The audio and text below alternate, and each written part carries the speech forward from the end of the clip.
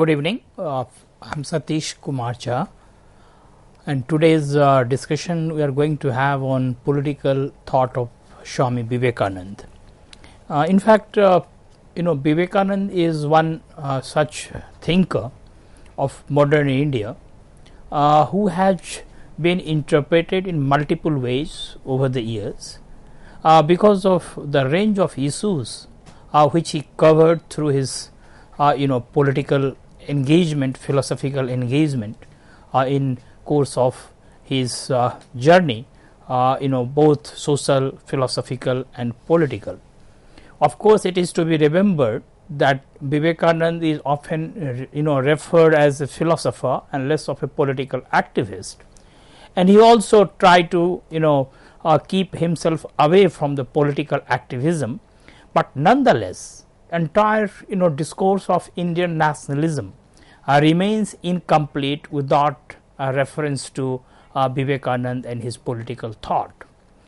So, therefore, when we discuss a thinker like Vivekananda, we have had we get number of issues to discuss, to reflect on, and particularly from the point of view of today's India, particularly from the point of view of nationalism, from the point of view of social change, social reforms, and number of interrelated issues. He comes to us as a very resourceful thinker. Now, one thing we should remember that Vivekananda, whose original name was Narendranath Dutt, was born in 1863 and he died in 1902. He had a very short span of life of approximately 40 years, and during this 40 years the kind of ground which he covered both in terms of his philosophical engagement and political discourses, in fact that is really commendable. In fact, as I mentioned at the very outset, that Vivekananda's political thought has been interpreted in multiple ways. There is a lot of debate about the nature of his engagement. For many scholars, he was just a speculative monk, and he was simply trying to reflect on on religious spiritual issues, and therefore he doesn't have much to contribute on political and social issues. On the other hand, there is also a school of thought which believes that he was a social crusader, and therefore his ideas, his views, his opinion on number of issues deserve close scrutiny and close analysis. For some other scholars, he was a fiery patriot who interpreted Vedantic philosophy, Vedanta, as a school of thought or a school of philosophy, and also believed that Vedanta was the only philosophical truth through which people could get real salvation. In fact, he is also at times referred as someone who believed in a political project of a nation and nationalism, particularly at a stage when nationhood was advancing at a rapid speed. In fact, one of his follower, Sister Nivedita, in fact argued that he was intensely patriotic without being political. So, therefore, in fact she is trying to make a distinction between patriotism and political, that for being patriotic one does not have to be political, and in fact Vivekananda fits the bill nicely, because his entire argument was influenced, or one can say that colored by his patriotism, by his nationalism. Of course, there is a difference between patriotism and nationalism, because nationalism is a modern ideology, whereas patriotism is as old as human existence. Particularly, it is believed that patriotism is something territorial, something which has less to do with the modern ideology of nationalism. So, therefore, in the opinion of Sister Nivedita, he was intensely patriotic, but he was not political. Political in the sense normally we believe in, but political in the sense that the Indian nationalists, particularly during freedom movement, were engaging with this issue. political in the sense that the way whole host of nationalist opinion was rising in revolt against the colonial power. That way, of course, he was not political, but nonetheless there is no denying the fact that some of the ideas which he espoused had a lot of political overtone, in the sense that when he talked of basically reforming society, when he talked of reforming religion, when he talked of reforming of number of spheres of social and cultural life which were afflicted by number of ills. In fact, he was being political, because the political project at that time had to include all these issues, and this is what perhaps social religious reform movement in India from the days of Ram Mohan Roy and even later tried to convey. And in fact, even in 20th century, the great nationalists like Gandhi, Ambedkar and others who continued that tradition of social and political reform try to convey the same masses. But nonetheless, one thing is often argued, that Vivekananda was not political in the sense that he was not a member of any political organization. In fact, he was very critical of Indian National Congress, particularly its mendicancy.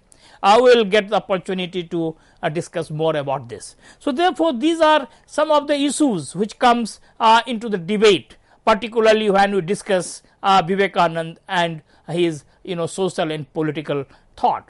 One thing is also important, that Vivekananda, particularly in terms of his philosophical journey, covered a lot of ground, in the sense that he started like an ordinary middle class youth of Bengal. His father in fact was a successful lawyer whose name was Vishwanath Dutt. In fact, he came from a progressive family, because Vishwanath Dutt himself had a very progressive view about number of issues, including the education for women. In fact, in terms of the class and caste background, one can say that Vivekananda came from upper class and upper caste background. In fact, he came from a Hindu caste called Kaists, who was of course upper in the hierarchy, but of course was not considered a caste which was basically entitled for the interpretation of religious scriptures and religious doctrines. And therefore, he also drew a lot of criticism from the orthodox Hindu opinion later, when he tried to give a new interpretation to Hinduism, particularly in terms of universalistic values, pluralistic values and so on and so forth. So therefore, in fact, that issue was always there, that he came from the upper caste, upper class background, but he was not considered to be someone from the priestly class. In fact, as I mentioned earlier, that his lifespan was for a period less than 40 years. One can say in a very short span of time, Vivekananda tried to reflect on the issues which basically were very important for Indian society, for Indian people, and for regeneration, a spiritual regeneration of Indian civilization. So therefore, these things are to be remembered when we discuss of course Vivekananda's political thought. And one thing is to be remembered, that Vivekananda's political thought would remain incomplete without without reference to his guru Ramakrishna Paramhans, who was not only a great source of influence on him, much more than perhaps his father or the progressive milieu of his family. In fact, Ramakrishna Paramhans, who initiated him into this Vedantic school of philosophy, the Vedanta, and in hands of Vivekananda, that Vedanta became something more profound, a practical Vedanta, a kind of interpretation which he offered to this Vedantic philosophy, that is non-dualism, in fact has become monumental in terms of the philosophical contribution of India. So therefore, these are some of the important issues to be remembered when we discuss life and times of a thinker, because as we are aware about one thing, that when we discuss the political thought of a thinker, in fact his upbringing or her upbringing, the social milieu in which the entire evolution of that thought takes place becomes important for a scholar. So is the case with Vivekananda, that what was the context, what was the background, the social background of his ideas and his knowledge, and therefore both his family, his father, the progressive milieu of his family, along with the influence of his master, his guru, the Ramakrishna Paramhans, becomes very important. But one thing is to be remembered, that Vivekananda, of course, as scholars often point out, didn't have a very bright career, but nonetheless one thing is to be remembered, that he was exposed to Western philosophy in the same proportion as he was perhaps exposed to Eastern philosophy, particularly Indian philosophy. In fact, he was quite familiar with the ideas and writings of utilitarians, Auguste Comte, John Stuart Mill, Spencer. Particularly, he was basically at some stage he came under the influence of agnostic philosophy of John Stuart Mill, but of course he disagreed with him and deviated from that agnosticism, because he never believed in overthrowing the concept of God and religion, and these two things became very important in his philosophical journey.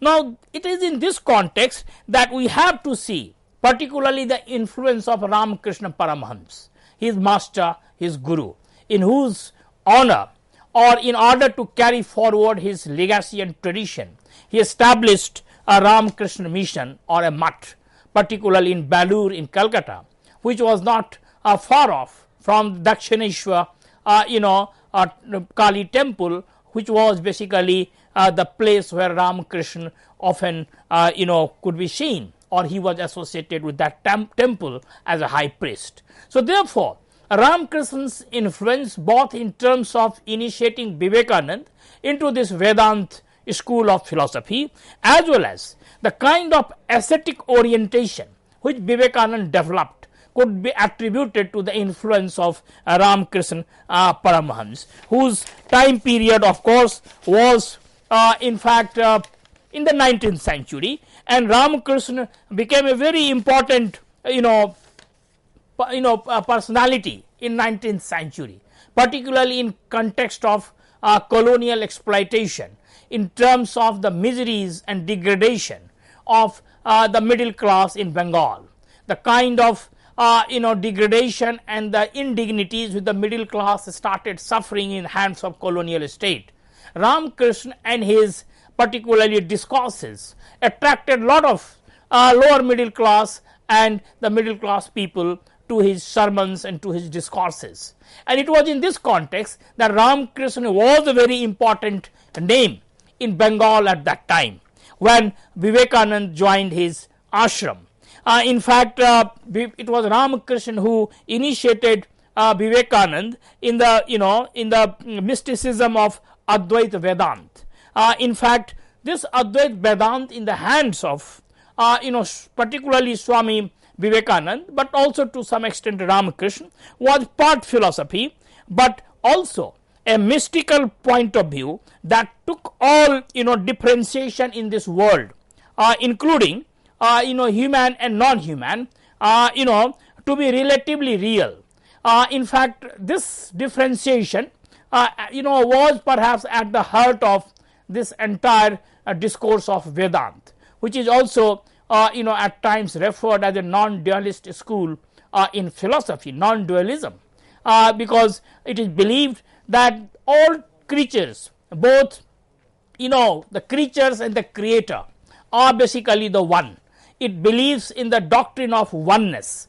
It believes that man and the God are no different, because the creature and the creator are part of the same process. In fact, this Brahm, this entire monism, the discourse on monism, the monistic school of philosophy as it is often referred.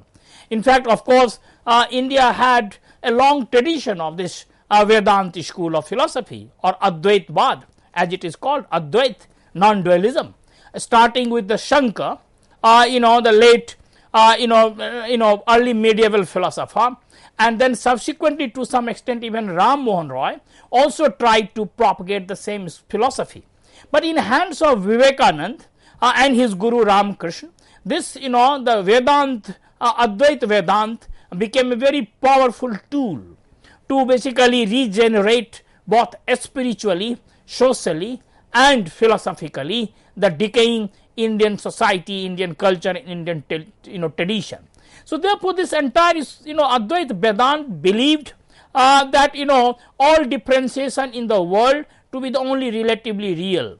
Man in this view is not different from God.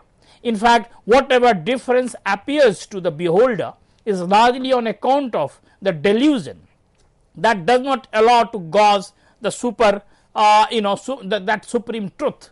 That truth is the Almighty, or one can say that Brahm or Brahmanand.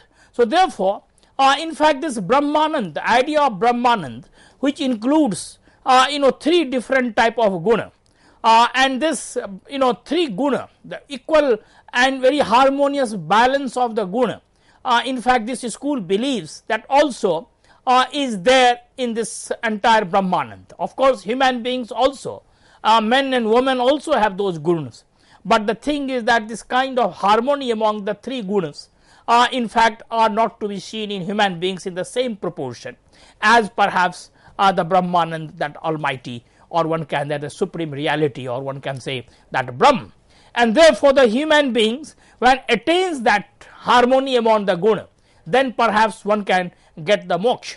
So therefore, it was a very very intense philosophical discourse of Advaita Vedanta, the philosophical monism, and it was translated by Vivekananda into some sort of universalism and social egalitarianism, and that was perhaps his singular achievement and contribution.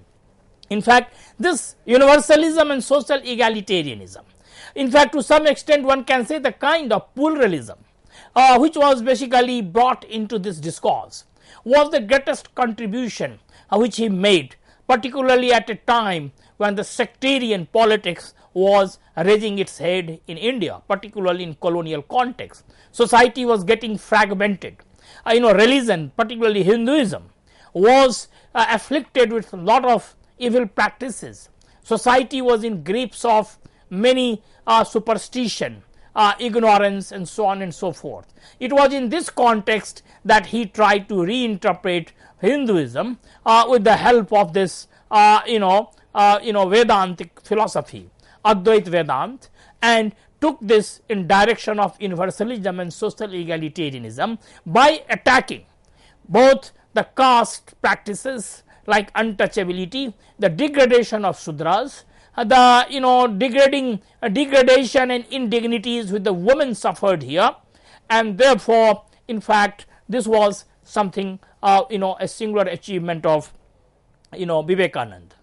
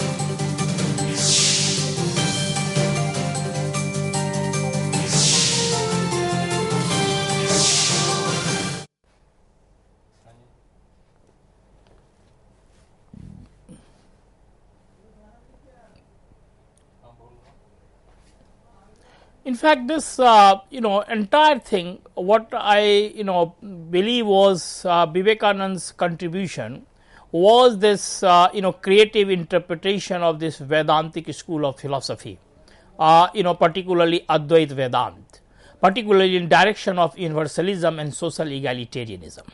In fact, the death of Ramakrishna, his guru, in the year 1886 was a turning moment in the evolution of Vivekananda's philosophical and political journey. In fact, when Ramakrishna had initiated 11 men into his ashram, or particularly into the sannyas, in fact, he also tried to organize them into a monastic order, monastery, which was later on turned into reality by Vivekananda when he founded Ramakrishna Mission or Ramakrishna Mutt, as I made mention to this earlier. In fact, what happened that out of these 11 men who were initiated by Ramakrishna into this monastic order, in fact, some of them went on to pilgrimage, other devoted their time to socially useful projects. But one person called Narendranath, who later on became Vivekananda, in fact started on a different trajectory altogether. In fact, in 1890 he basically decided to take the path of wanderings, what is normally referred in Indian tradition as parivraj, that is the unsettled itinerary, particularly of Hindu ascetics, in fact, who decided not to camp at one place for a long period, rather they stayed very briefly, only briefly at a particular place under this order, that is the parivraj, and Vivekananda decided to undertake that parivraj. In fact, what happened, he took a very extensive tour of India, just to know the conditions of Indian society, Indian people. And in other words, one can say that he was interested in taking the pulse of the Indian people. In fact, here one is reminded of Gandhi. When Gandhi came from South Africa in 1915, the first thing he did, of course, was extensive tour of India to see the conditions through his own eyes, that in what condition the people in India lived. And only after seeing India through his own eyes, that Gandhi decided to chalk out his entire strategy, his political strategy, his reflection on the problems of his time.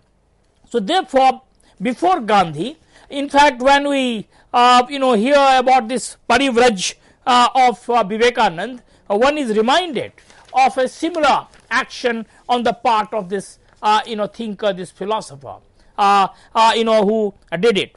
Now, during this tour, it is believed that Vivekananda encountered 3-4 problems which left a lasting impression on his mind. One was the poverty, which was basically being faced by Indian people. The another problem was disability, and the third was the problem of disease, the kind of conditions in which Indian people lived and the kind of miseries which they suffered completely shattered Vivekananda, along with one problem which he not only highlighted but also decided to fight through his philosophical engagement, through his political reflections, was the dominance and the control which superstition and ignorance had on the minds of the people. So therefore, these 3-4 issues which he observed during his extensive tour of India, particularly after the death of his guru, particularly when he decided to take this parivraj, the wanderings, life of wanderer, not a fixed destination, just to move from place to place to see the conditions of people and the society. So therefore, on basis of this, Vivekananda in fact realized that what India needed at that time was the knowledge, and knowledge both secular and spiritual, because what he believed, that the secular knowledge would enable Indians to understand the phenomenal world, whereas the spiritual knowledge would lead to some sort of awakening. It will basically restore self-belief. It will also make them aware about the potential greatness inherent in each individual. So therefore, this education was emphasized by Vivekananda even later, which was based on the kind of situation which he encountered in during his extensive tour to India, where he believed that superstition and ignorance could be countered only through a better knowledge, better education, and therefore education he basically emphasized to great extent. In fact, instead of blaming religion for all the ills which afflicted India, in fact, interestingly, Vivekananda tried to turn religion into the vehicle for upliftment of the downtrodden. He wanted to turn or use religion as a vehicle for new awakening, new awareness, and thereby he tried to reform religion. In fact, one is reminded here that even in 20th century, in fact, there are many instances where religion was tried to be made the vehicle of liberation, particularly in Latin American countries when we hear of liberation theology. In India, there are a number of instances. For example, as we know that for Gandhi, religion was a very important part of human life. In fact, truth and God, he often basically equated with each other. For him, religion is not only faith.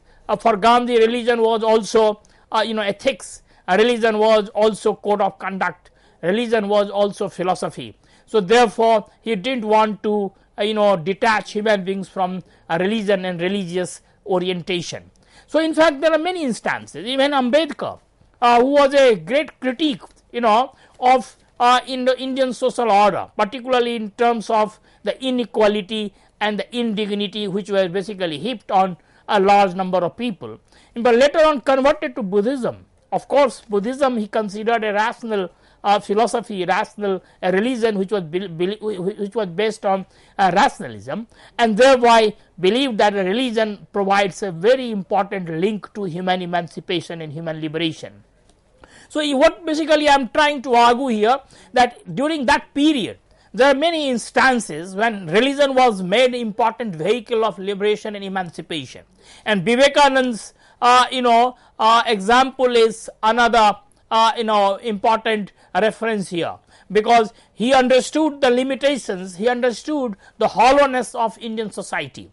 He in fact believed, or rather he could see that how religion was wrongly interpreted, and religion was responsible for many social and cultural degradation and distortions, but nonetheless he never wanted to throw religion out of the life of human beings. So therefore his entire argument was in direction of regeneration, of a spiritual regeneration of Indian society, and it is with this mission that he also established a monastery, that is Ramakrishna Mission, Ramakrishna Mutt at Banur in Calcutta, which I mentioned earlier also. So therefore it was in this context that we find that altogether a different type of a reflection we find in the thought of Vivekananda so far as social, political and philosophical issues in India are concerned. One thing is to be remembered, that in fact when we talk of Vivekananda and his political thought, we encounter particularly one issue, that is the issue of renunciation and sannyas. Because as I mentioned that at times it is argued that Vivekananda didn't have much to contribute on political issues. It is true that he was a great critique of political action, particularly initiated by Indian National Congress, particularly the kind of route they had adopted, kind of method they had adopted in his time, what is often referred as mendicancy. But at the same time one should also remember that his entire discourse on society, on culture, on a spiritual issues, on a spiritual regeneration had a political overtone, because the entire thing was meant to regenerate Indian society. Because in fact, as it is often argued that the two things which he identified through his ideas and writings responsible for India's problem, one was colonialism, the British colonial state, and another was basically the social practices, superstition, ignorance, the caste system, the degeneration of Indian culture, and therefore these twin issues which he identified at the root cause of Indian problem, and therefore how to deal with them. and it is in this context that we have to see this entire idea of sannyas and renunciation. In fact, we should remember one thing, that renunciation or sannyas has a long tradition in India. In fact, earlier of course it was believed that the sannyasis, particularly those saints, those sadhus, hermits, those who take sannyas or renounce the world, they leave the society and go to hills and forests. They do not engage with the social life, social and political life. To some extent one can say that Ramakrishna's notion of sannyas was also of this kind. But in hands of Vivekananda, this entire idea of sannyas and renunciation underwent a significant change, and this change was that from ascetic retreat of a sannyasi, he turned into an ethical engagement with social and political situation of the people. So this entire engagement, ethical engagement with social political situation of people was a major transmutation of this entire concept of renunciation and sannyas.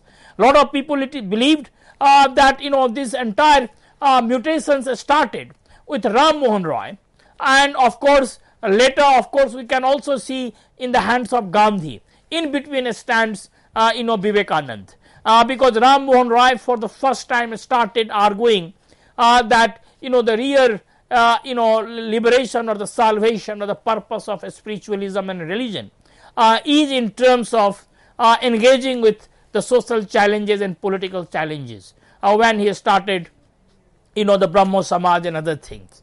But in hands of Ramakrishna, particularly in the hands of Vivekananda, this transmutation, or one can say that this mutation of this entire concept was really very profound, because there are number of statements of Vivekananda where he says that the job of a sadhu is not to go to the forest or the hills and to meditate. Rather, the job of a true sadhu or sannyasi is to live in the society, among the people, among the in the miseries of the people, and fight with them the root cause of their miseries. So therefore, here we find that this entire concept of renunciation and sannyas, from ascetic retreat, which was perhaps the practice earlier in Indian tradition, to a new interpretation, that is the creative engagement with social reality,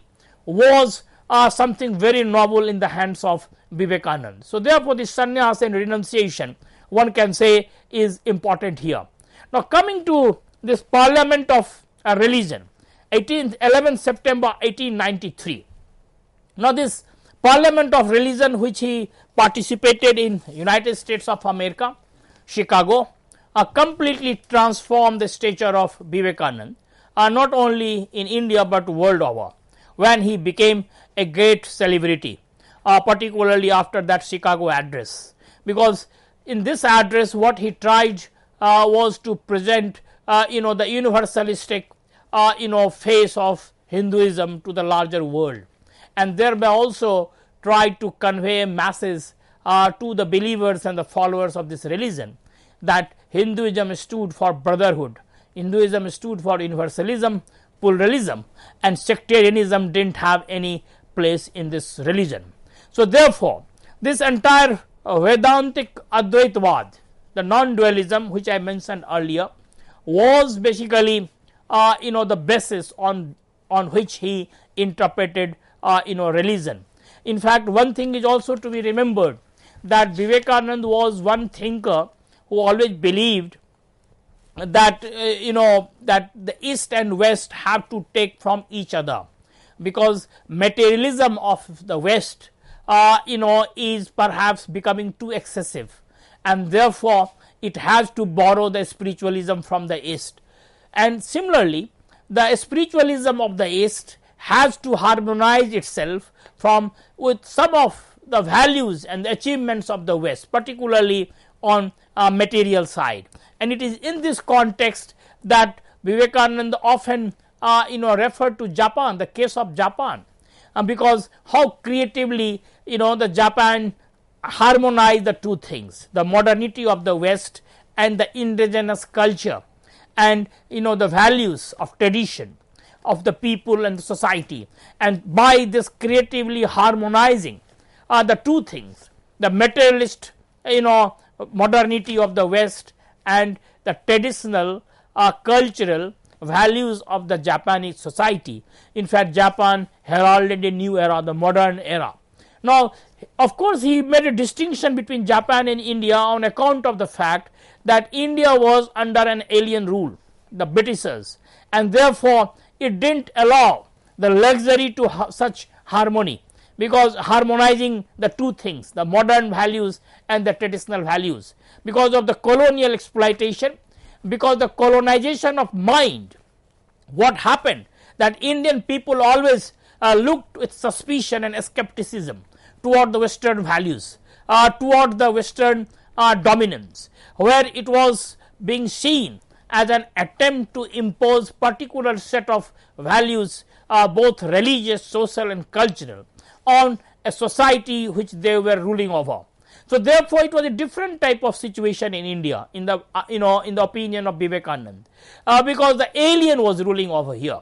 Then alien ruler who never considered itself to be the part of this society, and it is here he thought that was the difference between the medieval rulers who came from outside India, but they became part of the Indian society.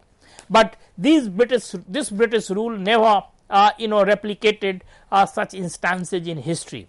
So, therefore, this Parliament of Religion was a very important event in the life of Vivekananda, because what happened that here he tried to engage with the larger world and tried to also convey to the world that what masses India had to offer for them, particularly through its religion and through its philosophy.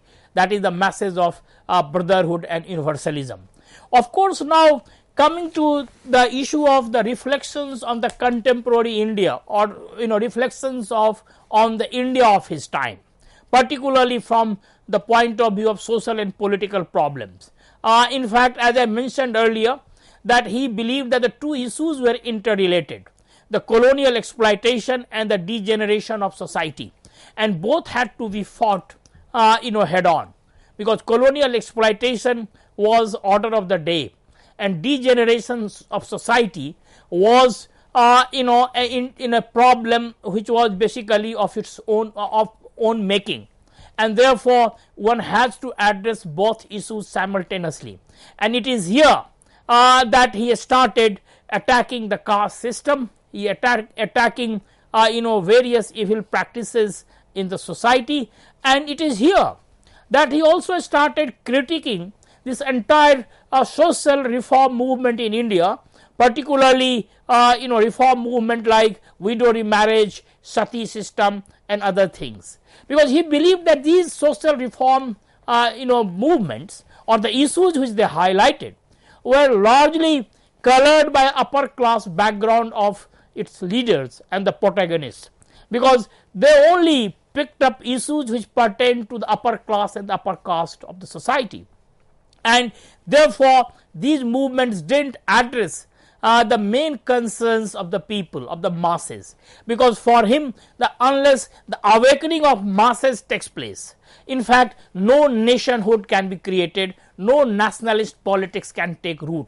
And this was one of the criticism of Indian National Congress which he offered, because he believed that thousands of educated Indians cannot make a nation. A nation can be built only when masses can be integrated with this politics, and therefore how masses can be awakened.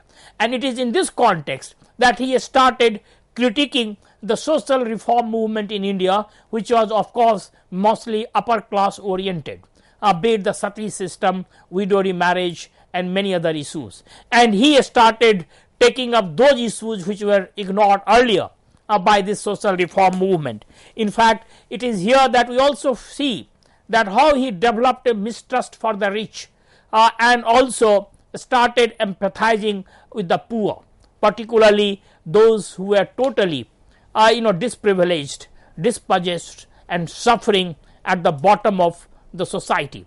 Now, one thing we should remember that it is this Vedantic, Advait Vedantic philosophy of Vivekananda, which basically influenced his entire idea of oneness of human problem, because what he believed, that contentment is not matter of class. In fact, he also argued that the poor people sometimes become more contented than the rich, and therefore in fact he believed that it is always important to know the psyche of the disprivileged, dispossessed and the poor. In fact, he also argued that spiritual talks, if given to the people with empty stomach, it will not be palatable, because they will simply detest it. Therefore, it is also important that if you want to raise the level of spiritual growth of people, their belly should be full. So therefore, in fact, it was in this context that we find that how at times Vivekananda is also referred as a thinker who engaged with the question of socialism. In fact, Vivekananda himself said that he was a socialist, in the sense that he believed in this egalitarianism, in basically the rights of the poor and the masses. But his socialism was different. He didn't want to completely liquidate the rich or liquidate the upper echelons of the society. Rather, he wanted the lower echelons to rise to that level. So therefore, in fact, that was the difference. He didn't believe in class struggle the way perhaps the communists and the socialists argued in different parts of the world. He rather believed in class harmony. In fact, he distanced himself from organized politics, but of course he never hesitated in criticizing the mendicancy of the Congress, as I mentioned earlier also. He emphasized on the rousing of the masses.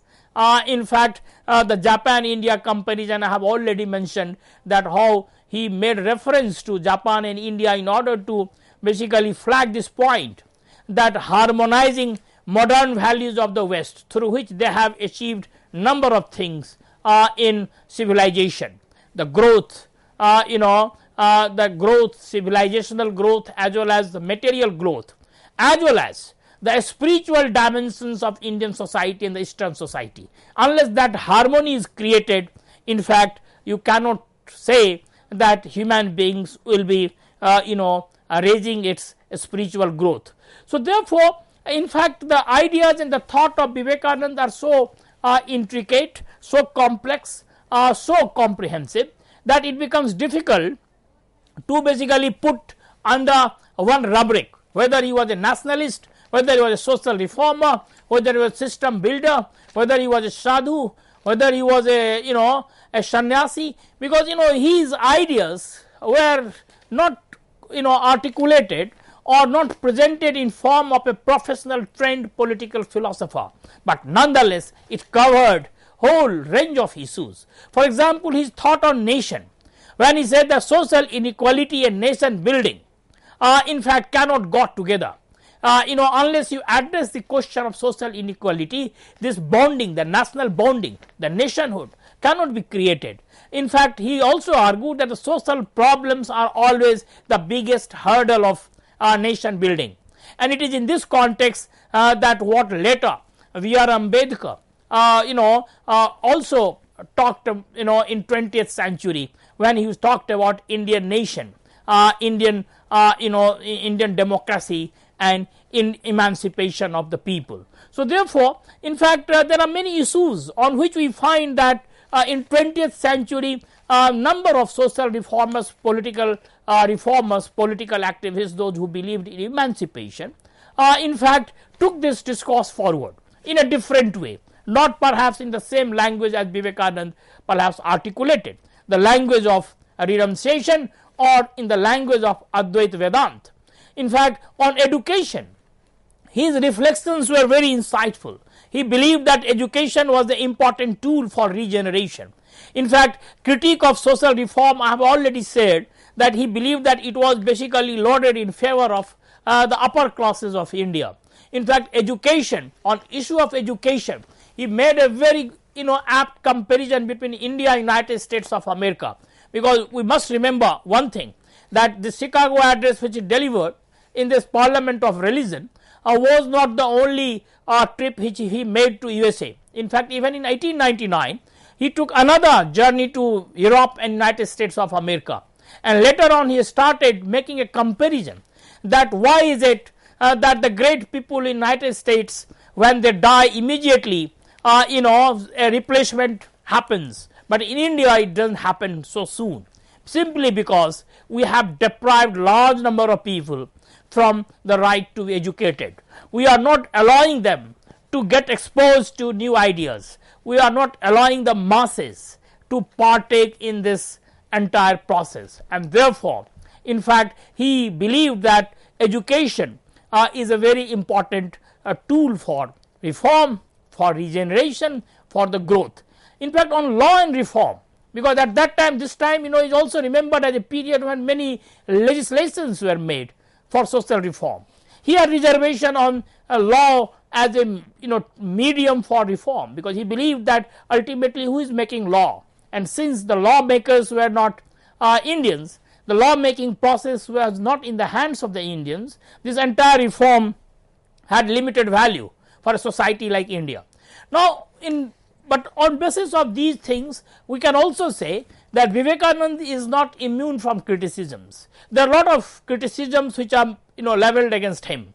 The most important criticism today is that the kind of sectarian nationalism which has developed in India over the years by using religion as the vehicle of nationalism was basically initiated by Vivekananda, particularly the way he tried to Semitize Hinduism, the way he tried to essentialize Hinduism. In fact, the critics point out that Vivekananda's thought at times are contradictory in nature. On the one hand, he talks of universalism, pluralism of Hinduism. On the other hand, he also tried to essentialize it, and this essentializing of this identity and religion was an attempt in this direction of giving birth to this sectarian nationalism, which later on culminated into this discourse of Hindutva. So, this is one of the criticism which is often leveled against Vivekananda. Similarly, there are many other criticisms also, particularly the way he created this Ramakrishna mission, the Ramakrishna Mutt, because it was argued that Hinduism as a religion did not have any organized structure, and therefore, by imitating this Western religion, particularly the Semitic religion, must have militated against the spirit of this religion which he wanted to reform. So, there are many criticisms, but there is no running away from the fact that he was one of the leading voice at a time when India required a kind of reformer who spoke the language of religion and language of a renouncer, and thereby touched the inner core of Indian culture, Indian tradition and Indian people. He was a great reformer, particularly in terms of the new interpretation and creative interpretation of religion, particularly in terms of brotherhood, pluralism and universalism. So, it is in this context that we have to assess and analyze the thought of Vivekananda.